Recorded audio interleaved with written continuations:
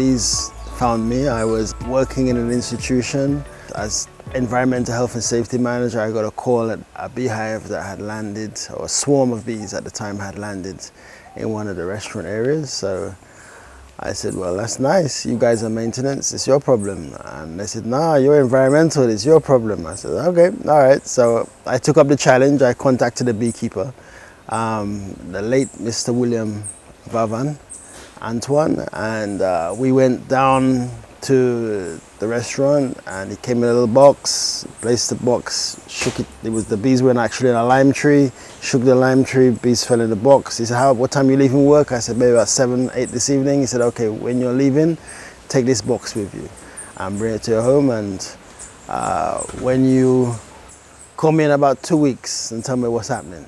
And I called him in 2 weeks, and bees were nice. The bees were actually on that spot just to your left there, and they were settled nicely, and that's how I became a beekeeper maybe about 15, 20 years ago. At the earliest opportunity, I went to the UK.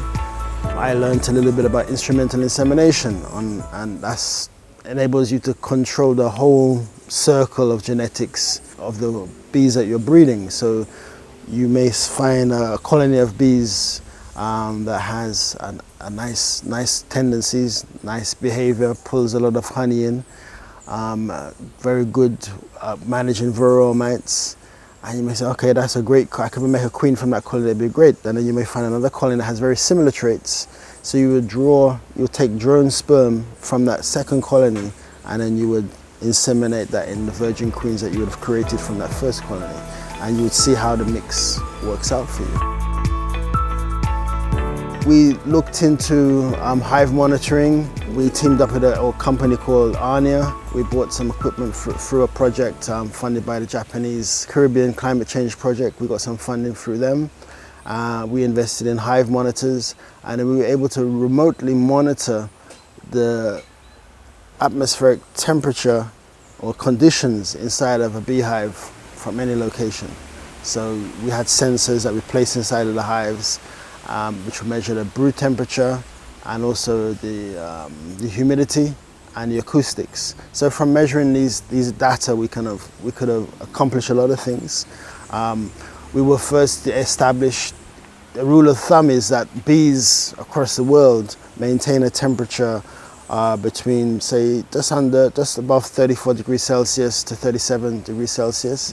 And by having this equipment on island, we were able to say, yes, our bees conform with that global norm.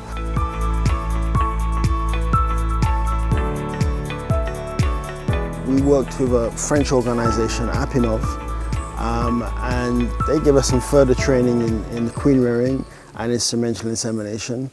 But they also introduced us to wing scan analysis and to define the species of bees that you have. We worked with them and we collected samples, and they processed it in France, and they gave us a scientific report on the different characteristics and the probable species of bees that we have in St. Lucia, and what things we need to look at and how we should address them.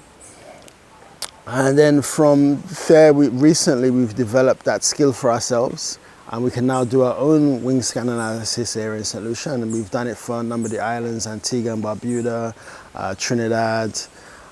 So we've not only sought the knowledge, we've trained ourselves, and then we now offer that service to our brothers and sisters across the Caribbean. You research using the internet, going to the library, available libraries, getting books, looking at scientific papers, reading them and understanding them is critical. Gathering information from your peers is the best way to learn. Speaking to other beekeepers that are willing to share information with you.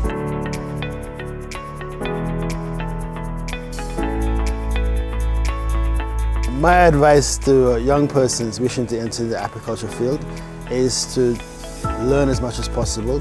Do the online training program if you can. Find a local beekeeper to mentor you.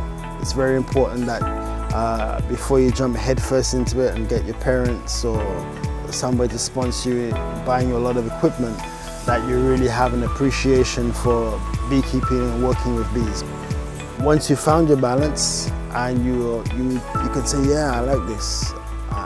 It's the bees will talk to you, and it's important once you get that rhythm and you get that continual interaction. You will be able to read your bees just by looking at what they're doing and listening to the sounds that the bees make, and you'll be able to read them. And it's important that you build that momentum and build that love for the bees. You'll find that once you start to work with bees, you get a better appreciation for your surroundings, the environment, biodiversity. Everything will become very important to you. You know, your whole viewpoint and your visioning on what you see, how you perceive St. Lucia and even the other islands will be very, very different, because I'm a strong believer of that. If you want to experience the flavor of a country, if you want to taste the essence of their water, their soil, their biodiversity, the only place you can get it is in a bottle of honey.